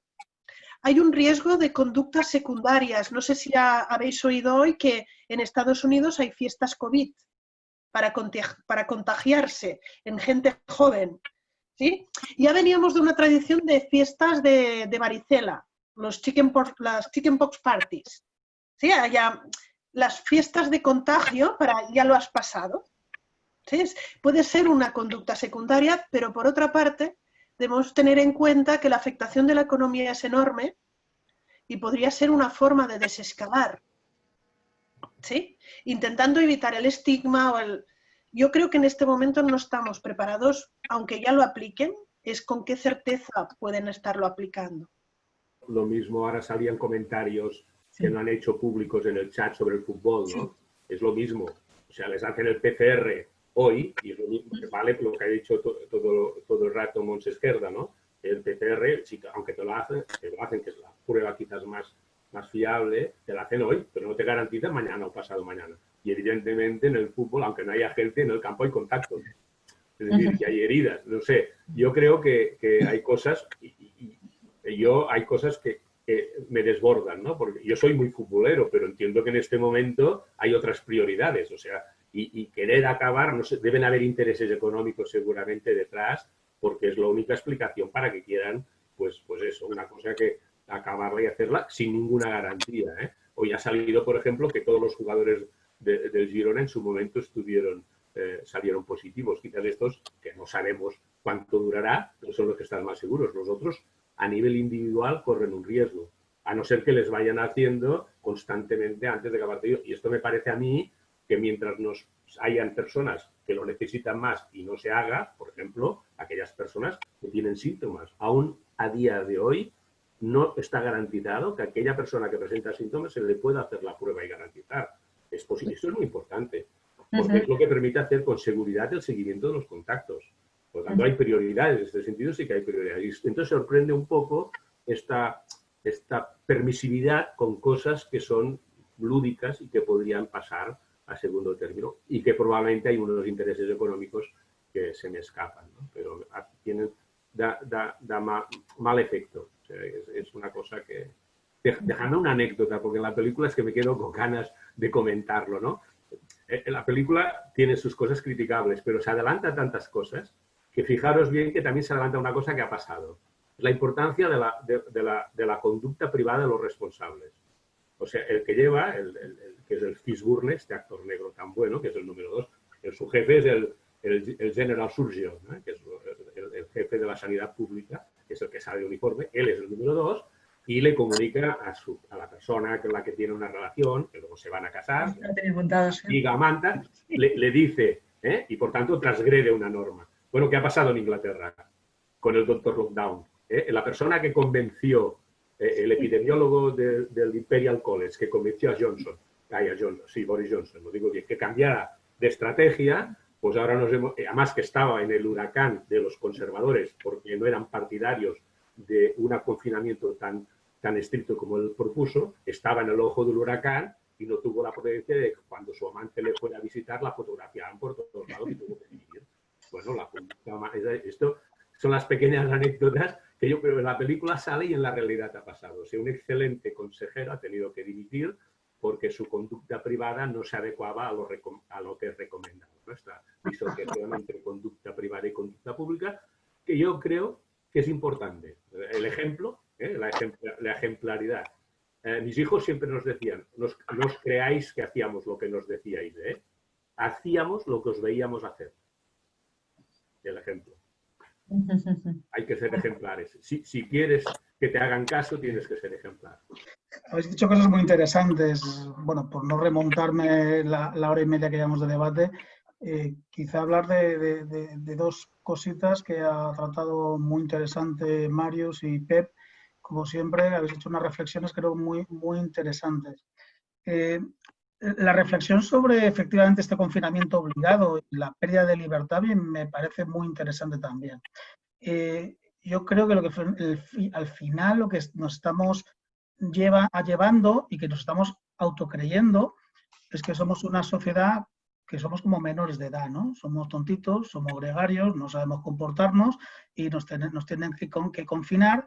Papá Estado, que es el que moralmente y técnicamente y profesionalmente sabe más que el resto, y nos confina, no nos informe, simplemente yo te digo lo que tienes que hacer porque tú no vas a saber hacerlo. Es más, me preocupa ahora en toda esta famosa desescalada que se va a producir ahora, y es como ya estamos viendo y abren los grandes telediarios de la televisión, donde ahora la responsabilidad de los posibles futuros contagios ya es nuestra. O sea, ya nos ha trasladado a los individuos el problema de posibles contagios. Y ha dicho Maris una cosa muy importante que me parece muy interesante, y es que yo soy un poco ecléctico entre lo social y lo individual, pero tienes razón una cosa, y es que las sociedades más individualistas, que yo no creo en ellas, porque los Estados Unidos al final son más responsables, y son más responsables, entre otras cosas, de forma individual, porque saben que dependen de ellos. Se ha dicho aquí, tú en Estados Unidos tienes una póliza, y todos sabemos de salud, te tratarán de una manera o de otra, y si no tienes nada, pues Dios te pille confesado, ¿no? Si el que crea. Eso hace que de forma individual uno sea más riguroso y más serio a la hora de que sabe que tiene que autocuidarse. Y en las sociedades europeas del Estado social, que se ha dicho que es un Estado capitalista, sí, pero también vivimos en un Estado social, además Estado social que en todas las democracias europeas y en la española, hablando de un Estado social del derecho, que está reconocido constitucionalmente. Por supuesto que lo público es importante, pero no olvidemos también que lo público se paga con lo privado. Ha dicho Pepa antes, vamos a una terrible... y esto parece lo privado, parece que son las grandes multinacionales y los grandes capitales. Lo privado somos nosotros, todos nosotros estamos pagando impuestos simplemente ahora por tener un órgano encendido que está consumiendo luz y que está pagando impuestos, IVA, etcétera, etcétera, etcétera. Lo privado somos la suma de todos nosotros. Y, como bien ha dicho, aquí hay una crisis sanitaria, pero una crisis social bestial. Es decir, algún político ha dicho, y estamos en una España vertebrada, y gracias a esa España vertebrada, afortunadamente, tenemos una cabeza de que no hay disturbios, de que la gente más o menos come, el que no puede comer tiene una red social y o asistencial. Es decir, ahora mismo, bueno, todo el mundo tiene cubierto, aunque sea lo mínimo. Hablaba Ortega de la España invertebrada, y también hablaba de yo y mi circunstancia. Y también diciendo en el sentido de las meditaciones del Quijote, que es una frase que viene del Quijote, que solo me puedo salvar yo si salvo mi circunstancia, es decir, el resto, lo demás. Pero me interesa también en esta libertad que efectivamente no nos conformemos, y pasa, ya ha habido algún chat, ¿no? Oye, vete por no sé qué playa, yo estoy en Madrid, yo salgo por ahora en Madrid y pasa lo mismo. El sábado, día 2, además, fiesta de la Comunidad de Madrid, no sabes lo que era la calle, era terrible, claro, porque después de 50 días era terrible. Pero creo que estamos quedando en las anécdotas de los no sé cuántos miles de multados, muchos de ellos también no sé con qué criterio, pero yo veo una sociedad de 47 millones de personas que estamos siendo responsables al 99% y que estamos cumpliendo los criterios sanitarios, sociales, de confinamiento, pero que es cierto también que tenemos que salir a trabajar, a producir, a pagar impuestos y a pagar seguros sociales. Decía la ministra de Trabajo hace 2 o 3 días que el SEPE, que el Servicio Público de Empleo, iba a pagar a 5,2 millones de personas. Si a 5,2 millones de personas sumamos 8 millones 9 de pensionistas, más los sueldos públicos, esto no es muy sostenible. Pero que luego queremos medicación, queremos prestaciones sanitarias. Y esto que habéis comentado, por otra parte, de muchos aspectos de cómo se decide y no se decide quién accede a la vacuna, pero si esto ya lo conocemos en las enfermedades minoritarias, ¿no? El utilitarismo que se habla aquí, ya lo conocemos. Y en el Summer School lo hemos hablado, yo lo he comentado muchas veces porque lo comento continuamente, seguro que lo he dicho, en algunas y no en todas las ediciones, y es que esta magnífica sanidad pública que tenemos se deja ciudadanos fuera del sistema.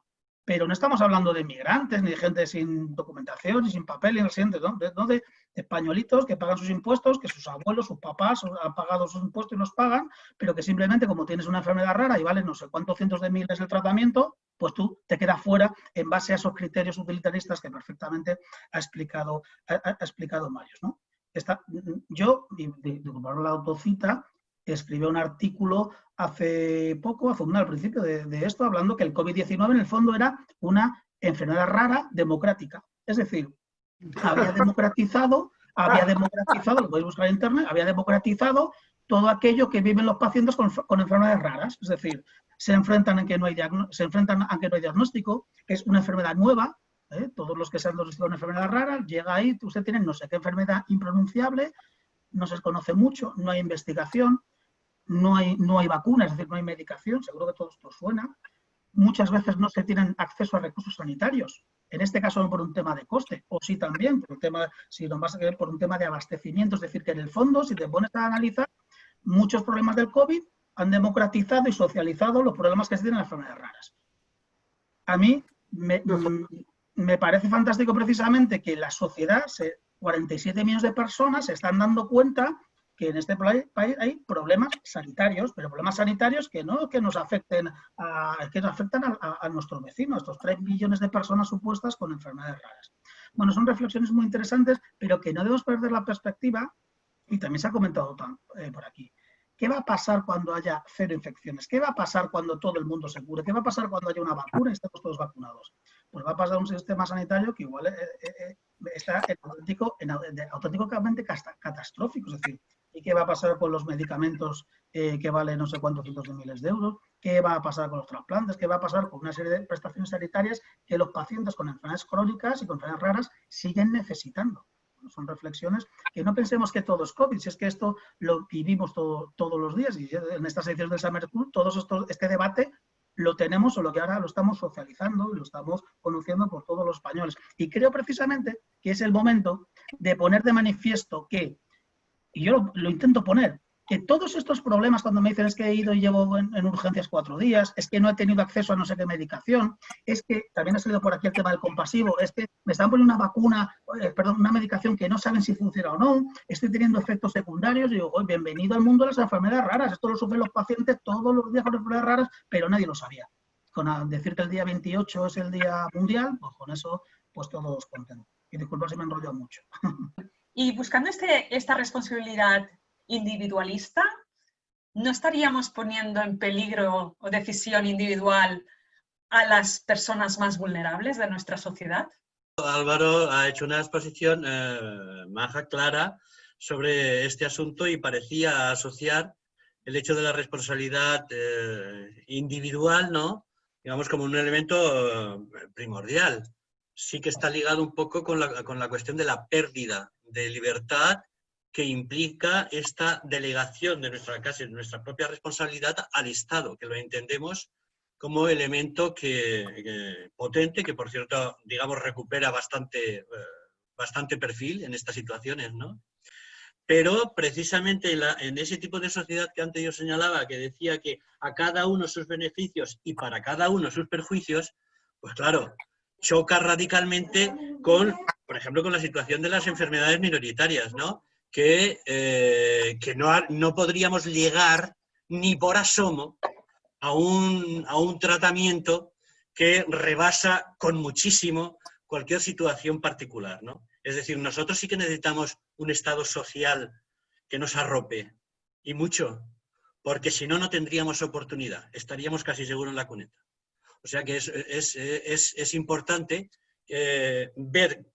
apostar por modelos sociales que tengan en cuenta esa parte esa sensibilidad, ¿no?, que de otra manera nosotros, como enfermedades minoritarias, no accederíamos, ya os digo, ni por asomo.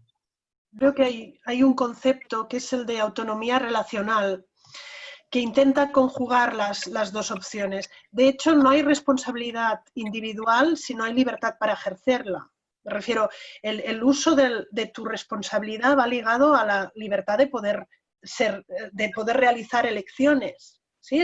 Con lo que una parte es imprescindible en relación a a la responsabilidad, a la libertad, pero por otra parte considerar que todos no somos seres autónomos, sino altamente interdependientes. Ninguna persona llega a ser lo que es con su capacidad o con su bagaje genético. Gran parte de todo nuestro desarrollo somos seres altamente dependientes. La infancia es larguísima, el periodo de final de vida y el envejecimiento es muy largo. Somos lo que somos gracias a nuestras relaciones. Yo creo que es conjugar los dos conceptos, autonomía relacional, una autonomía ejercida en un marco de relaciones. Sí. Me parece perfecto lo que acabas de decir, estoy absolutamente de acuerdo. Sí, yo también. Tenemos una pregunta luego de Clara. Bueno, felicidades por el debate, es interesantísimo. Mi pregunta viene a colación de una intervención de Salvador Masip y también de Paco García. Tiene que ver con que se ha hablado mucho de las vacunas, de los fármacos para tratar la COVID. Creo que también es importante hablar de la iatrogenia. Hace poco salió publicado un artículo de Joan Ramon Laporte y David Healy que hablaba de todos los fármacos que ellos han estudiado que son perjudiciales y que empeoran los síntomas de COVID-19. Entonces esto enlaza un poco con la película de la semana pasada, es decir, se ven afectadas sobre todo personas mayores, personas con discapacidad, es decir, no habría que introducir también en el debate ético estas cuestiones de base, es decir, la sobremedicación y todos los fármacos que nos podríamos ahorrar y que ayudarían a que no empeorara esta enfermedad. Esta sería mi pregunta. Sí, bueno, sí que es cierto que hay que tener una antena puesta a los aspectos de seguridad clínica de cualquier intervención terapéutica. Esto va por delante. Lo ha dicho antes, creo también Montse, esta sensación que se basan los dictámenes científicos con base ética de dime el beneficio y dime el riesgo, y entonces se toma una decisión en base, y eso siempre es discutible, pero en base a la metodología del conocimiento científico. Si me permites, Clara, yo creo que aquí, en un momento, una expresión tal vez un poco dura, tan bestia como en ritmo de días, un poco en analogía con la película, ha habido necesidad de utilizar aquellos medicamentos que teníamos ya en nuestro mercado que, por razones, digamos, un poco de conexión científica, parecía plausible que pudieran tener un cierto papel en estas terapias, ¿no? Claro, cuando se utilizan masivamente así y fuera del marco de la investigación reglada, en uso compasivo, da un poco siempre de respeto. En este caso, estos medicamentos a favor de esta utilización más masiva eran medicamentos que están ya autorizados con perfiles de seguridad conocida y que, por lo tanto, aunque estuvieran utilizados con poca base de eficacia, deberíamos entre todos manejar muy bien los posibles efectos secundarios. Pero ahí, permíteme, Clara, que cuando hay esta demanda social y médica, porque para los médicos también es muy difícil cuando estás, sobre todo los compañeros de primera línea que han hecho los triajes y los tratamientos, el saber que hay algún medicamento que puede hacer algún beneficio teóricamente sin probar y no administrar nada. Les cuesta muchísimo. Por lo tanto, yo creo que aquí hay que reconciliar otra vez el debate entre qué esperamos, la efectividad, esta seguridad clínica que siempre nos debería guiar. Pero permitirme que en estos momentos de pandemia prime, y lo ha dicho antes muy bien Montse, esta búsqueda acelerada con poca reflexión. Tal vez por los propios tiempos, ¿no? Será el momento ahora de analizar muy bien qué no habríamos hecho de otra manera o cómo lo habríamos podido optimizar más y darle una vuelta para aprender, primer punto. Segundo, para cambiar lo que se pudiera cambiar y mejorar el sistema global. Y después también prepararnos, aunque el prepararnos para el futuro siempre será poco en relación a lo que nos podrá venir, pero al menos tener esta antena. Y permitirme una última cuestión.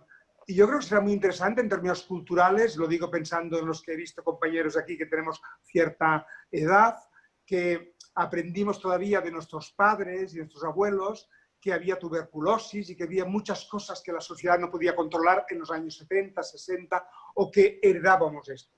A mí me da la sensación que los chavales jóvenes de hoy en día les hemos dado culturalmente esta formación en el sentido de que casi lo controlamos todo, con internet, con tecnologías, con avances científicos cada día que nos dejan perplejos.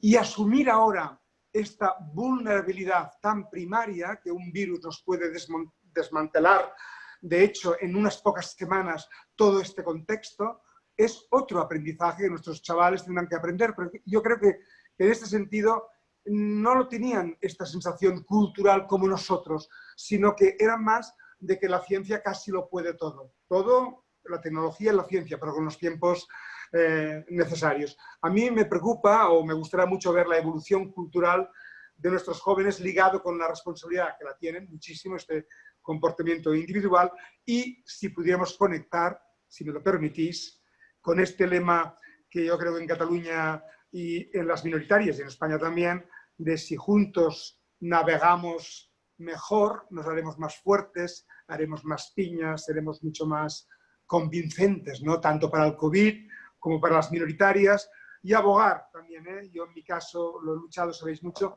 de que la voz de los pacientes y de los ciudadanos debe estar en todas las comisiones que toman decisiones relevantes en salud para la sociedad a la que sirven. Deben estar. Hoy es poco atractivo ver que un modelo sanitario no contempla la voz social dentro de los sistemas que toman decisiones todos los días, aportando no solamente la transparencia, que sí, y esto es básico, sino también esta perspectiva de valores sociales en cada caso de área de competencia. Por lo tanto, yo creo que estamos en un área que tenemos que aprender muchísimo. Yo quería un poco completar lo que ha sugerido Clara, porque ella se refería concretamente a un informe que hizo el doctor Laporte, de utilización no de medicamentos activos frente al COVID, sino de algunos medicamentos que se dan sistemáticamente a las personas mayores, tipo sedantes, no recuerdo los nombres, y que favorecen las complicaciones respiratorias. Y él advertía sobre esto. Creo que es a lo que se quería referir Clara, ¿no? Y esto implica el problema que tenemos de la sobremedicación de las personas mayores. Que yo creo que es la referencia que hacía y que yo comparto esta inquietud, ¿no? Porque estamos poniendo en riesgo, apenas tenemos información sobre, esto lo sabéis muy bien los farmacólogos, sobre la interacción de dos fármacos, y tenemos a mucha gente, un tanto por ciento muy elevado de personas mayores de 65, bueno, ahora hemos conseguido que los mayores ya fuéramos a partir de los 70, ¿no? Pero tenemos un tanto por ciento muy elevado de población de más de 70 años que toma de 5 a más fármacos.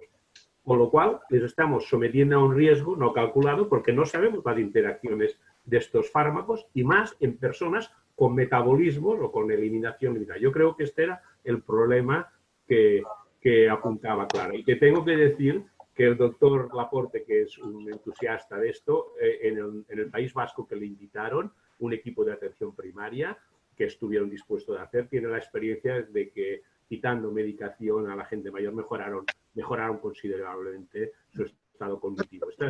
Este es otro reto que tenemos, es otro debate, pero yo lo apunto aquí porque esto lo vivimos constantemente. Sí, sí.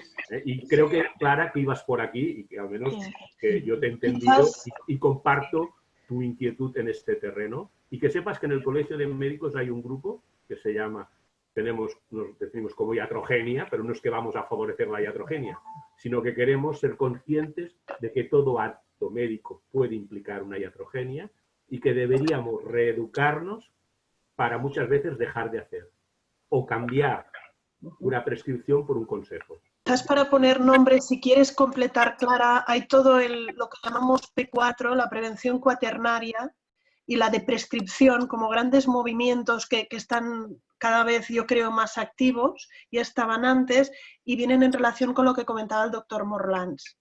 No siempre hacer más es mejor. Lo que pasa es que hay un aspecto social también de esto. Creo que he visto un comentario en el chat que decía muchas veces saber parar se vive como abandonar. Muchas veces que no te den un fármaco se vive como no me han dado nada. Yo creo que hay que ir concienciando a todos, no solo a los profesionales, que no siempre más es mejor. Si me permitís, en este supuesto, Montse, que yo como farmacólogo recomiendo muchísimo, a veces la mirada con el paciente, el pacto que hay que establecer, este pacto emocional, sobre todo hablamos de enfermedades crónicas o graves, no de cosas más banales, este proceso reflexivo que debería acompañar, ¿no? Yo creo que sustituir a veces la prescripción por un consejo en nuestro sistema de salud lleva más tiempo, ¿no? Y lo decía antes el doctor Morlans, y explicar las cosas y hacerlo a partir de que el paciente se vea acompañado. Yo creo que a veces, si fuéramos capaces de hacerlo, mucho debate de acceso al medicamento, el paciente estaría tranquilo de que tal vez para él, es lo que hablábamos antes de priorizar en base a criterios y en base al conocimiento, en base a la evidencia científica, que ciertos tratamientos son apropiados para una persona, pero no para otra persona, aún teniendo una condición similar.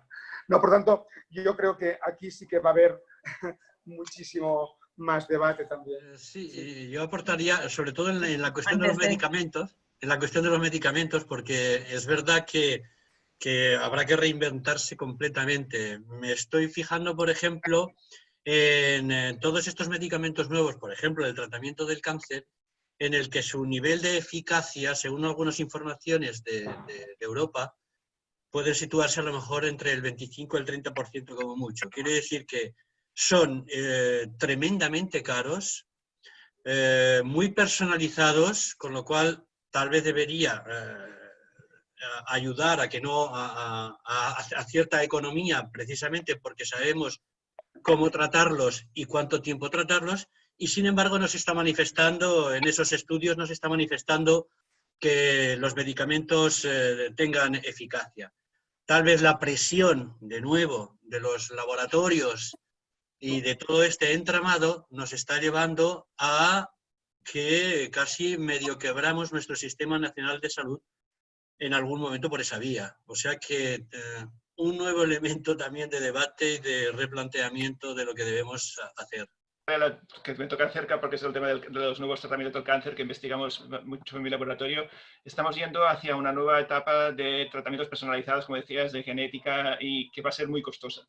Y además entraremos en una fase de lo que hemos estado hablando todo el día, de priorización y de quién paga la factura de estos tratamientos que van a ser tan caros, que pueden salvar vidas. Ese es el problema, que si es una cosa que tiene una utilidad relativa, se puede discutir, pero si es una diferencia entre vida y muerte, ¿quién va a tener que pagar estas facturas tan caras? Y además, ¿por qué dejamos que las compañías farmacéuticas, que son una pieza clave del sistema sanitario tal como lo tenemos montado, ¿por qué dejamos que pongan estos precios desorbitados en los tratamientos contra el cáncer? Has dicho muy bien que muchos de estos tratamientos se definen como útiles porque a veces en los trabajos demuestran que alargan la esperanza de vida del paciente unas semanas. O sea, no están curando, no estamos hablando de tratamientos que curan, y son tratamientos que se permite, que son caros de investigar, es cierto, pues se permite que las compañías los estén cobrando a centenares de miles de dólares por dosis.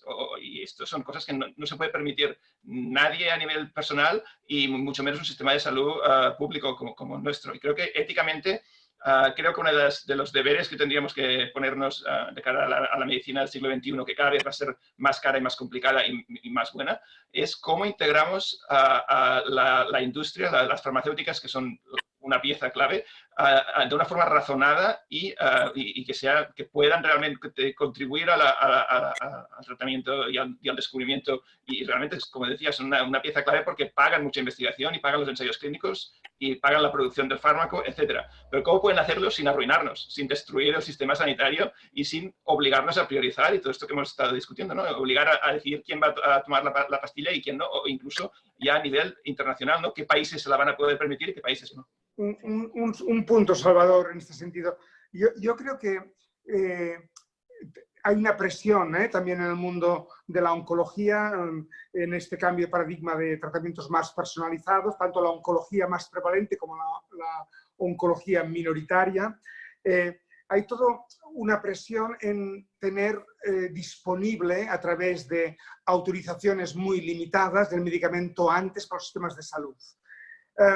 esto es difícil, plantea muchos límites y antes lo decía sobre hasta qué punto ponemos el corte, en 3 meses, unas semanas, en fin, en otros indicadores. Pero yo creo que lo importante que tenemos que potenciar todos son iniciativas que los digamos, gobiernos, en este caso en España, autonómicos, deberían implementar. En Cataluña, por ejemplo, se están siguiendo estas terapias en términos de resultados en salud, en la comunidad, en tiempo y en administración en condiciones reales, fuera del ensayo clínico, sino en condiciones médicas normales y, por lo tanto, de atención regular. Por lo tanto, yo creo que estas técnicas nos tenían que dar si el medicamento que hemos decidido comprar, pagar entre todos, administrar con unos criterios de priorización, con unos criterios clínicos, publicar todo eso para que sea transparente, vigilar por la equidad. Igual nos queda también seguir si aquello que uno paga como sociedad le da la respuesta, en este caso sí, en términos de salud, que uno espera. Es un proceso muy dinámico que nos va a obligar, y yo creo que las enfermedades minoritarias aportan mucho debate en este sentido, no solo porque los medicamentos son extremadamente caros, y aquí coincido con Salvador que hay que cambiar todo el paradigma, no podemos continuar de esta manera, no se puede añadir más ladrillos con este coste en una pared que es el sistema de salud que está tambaleando. Por lo tanto, hay que buscar formas, hay que buscar arcos botantes que apoyen esta pared, colaboraciones 1000, transparencias 1000, aperturas y tal vez un negocio, si me permitís, en términos sociales, yo no hablo en términos de las economías, pero no tan depredador. Montse de Sant Joan de Déu. Hola, ¿qué tal? Primero, muchas gracias a todos por vuestras aportaciones. Estoy aprendiendo muchísimo, muchísimo. Mi visión es desde la pediatría, evidentemente, pero siempre lo defiendo. En pediatría existe la cronicidad. Sabéis todos que las enfermedades raras en pediatría están ahí, las tenemos siempre entre nosotros. Y en relación al tema que se ha planteado aquí, justamente de ofrecer información, esta veracidad, justamente para que ellos tomen esas decisiones, nosotros empoderamos a estas familias, a estos pacientes, para que justamente ellos tengan su propia voz y puedan construir su propio cuidado, ¿no? Su propia atención, ¿no? Para nosotros es básico. Contamos con las familias para hacer todo esto. Es una gran responsabilidad pensar que son familias que asumen totalmente en su propio domicilio, confinados, se puede decir confinados desde mucho tiempo, sus propios cuidados. Y estas familias son un gran ejemplo de cara a justamente enseñar al resto de la sociedad lo que están haciendo. Y nada, quizás lo que yo quiero decir ahora es eso, defender justamente que ellos son unos grandes cuidadores y que tienen ya muy asumido y muy responsables, es una autorresponsabilidad que ya se exigen a sí mismos, ¿no? Bueno, muchas gracias. Hacer un resumen va a ser imposible, pero sí que se ha nombrado constantemente priorización. ¿Qué valores hay detrás de cada decisión, de cada priorización? Autonomía relacional, me lo apunto. Si no hay libertad de ejercerla, seres altamente dependientes. Y luego, en la priorización, es la ética la que ayuda a la investigación y al abordaje, a distribuir los recursos y esfuerzos de forma eficaz, equitativa y transversal, que me parece que te lo tomamos de uno de los debates de ética, Montse, en el Cineforum. Entonces, nos vamos a apuntar también lo de pensar lento, pensar rápido, entre algunos de los libros, así como el que se ha reeditado también de Salvador Masip recientemente y que va en línea también de todo el tema del virus.